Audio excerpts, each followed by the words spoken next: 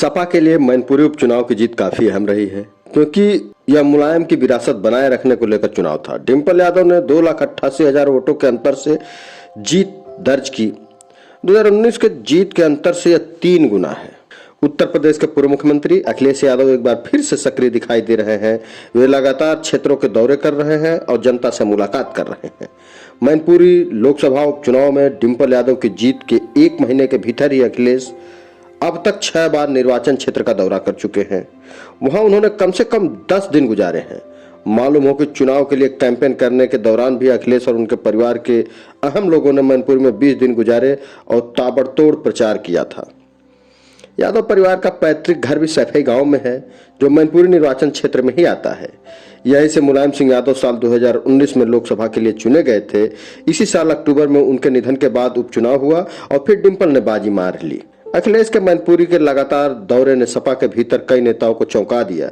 उन्होंने बताया कि पार्टी प्रमुख अखिलेश ने पिछले साल जून में पार्टी के गढ़ आजमगढ़ और रामपुर लोकसभा क्षेत्र में हुए उपचुनाव में प्रचार नहीं किया था। बाद में बीजेपी ने दोनों जगह जीत हासिल कर ली थी। 2019 के आम चुनाव में इस दोनों सीटों पर सपा ने जीत दर्ज की थी। सपा के लिए मैनपुरी उपचुनाव की जीत काफी अहम रही है, क्योंकि वह मुलायम की विरासत को बनाए रखने के लिए लेकर चुनाव था। डिंपल यादव ने 2,88,000 वोटों से अंतर से जीत दर्ज की थी, जो सपा के 2019 के जीत के अंतर से 3 गुना अधिक था। मुलायम ने 94,389 मतों से अंतर से जीत हासिल की थी, जबकि मायावती के नेतृत्व वाली बहुजन समाज पार्टी बसपा तब सपा की चुनाव पूर्व सहयोगी थी। मैनपुरी संसदीय क्षेत्र सपा का एक प्रमुख गढ़ माना जाता है। यहां पर सपा ने अब तक 8 बार जीत दर्ज की है। मुलायम सिंह यादव खुद यहां से 5 बार जीत चुके हैं। 8 दिसंबर को मैनपुरी उपचुनाव के परिणाम के बाद अखिलेश ने निर्वाचन क्षेत्र के सभी 5 विधानसभा क्षेत्रों में पार्टी नेताओं और कार्यकर्ताओं को धन्यवाद देने के लिए संबोधित किया।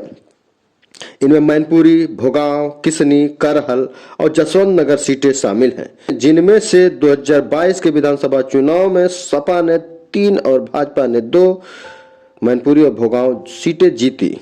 इंडियन एक्सप्रेस की रिपोर्ट के अनुसार अखिलेश और डिंपल दोनों ने 10 दिसंबर को मैनपुरी स्थित पार्टी कार्यालय में सपा कार्यकर्ताओं को संबोधित किया। अगले दिन उन्होंने किशनी में पार्टी कार्यकर्ताओं को संबोधित किया। 14 दिसंबर को अखिलेश करहल में सड़कों पर उतरे, वहां से वे विधायक भी हैं। इसके बाद 23 दिसंबर को अखिलेश और डिंपल दोनों ने जसवंत नगर में पार्टी कार्यकर्ताओं की एक सभा को संबोधित किया। अगले दिन अखिलेश मैनपुरी में क्रिसमस के जश्न में शामिल हुए। 2-3 जनवरी को अखिलेश अपने परिवार के साथ सैफई गए, मैनपुरी में लोगों से मिले, सत्संग में शामिल हुए और भोगांव में लोधी समाज की सभा को संबोधित किया। इस मामले पर सपा प्रवक्ता राजेंद्र चौधरी ने कहा कि अखिलेश वहां के लोगों के अनुरोध पर अक्सर मैनपुरी आते जाते रहते हैं। चौधरी ने कहा कि अखिलेश ने मैनपुरी लोकसभा सीट के सभी विधानसभा क्षेत्रों में कार्यकर्ताओं मतदाताओं का आभार व्यक्त करने के लिए सभाओं को संबोधित किया है। वहीं सपा के कुछ अंदरूनी लोगों ने कहा कि अखिलेश मुलायम के जाने के बाद पैदा हुए बड़े पैमाने पर शून्य को भरने की कोशिश कर रहे हैं, जिससे जनता के साथ उनके अलगाव के आरोप को दूर किया जा सके। सपा नेता ने कहा कि नेताजी मुलायम सिंह यादव लोगों से आमने सामने मिलते थे और नियमित रूप से मैनपुरी आते जाते रहते थे, क्योंकि यह उनका निर्वाचन क्षेत्र था और उनका गृह क्षेत्र भी था। लोगों के साथ उनका व्यक्तिगत जुड़ाव ही उनकी ताकत थी, जिसने कन्नौज, इटावा, फिरोजाबाद और एटा जैसे आसपास के यादव बाहुल निर्वाचन क्षेत्रों में पार्टी को मजबूती रखा।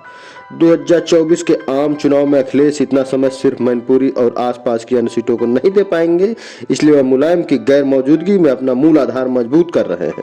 उन्होंने यह भी कहा कि सपा के एक धड़े ने कह दिया है कि अखिलेश को छोटे नेताजी कहा जाना चाहिए, क्योंकि मुलायम सिंह यादव को नेताजी के नाम से जाना जाता था। वहीं मनमुटाव के खत्म होने के उपरांत शिवपाल यादव ने भी प्रचार करते हुए लोगों से अखिलेश को छोटे नेताजी के रूप में संबोधित करने के लिए कहा था। बाकी आप सुन रहे हैं आजाद लोकतंत्र।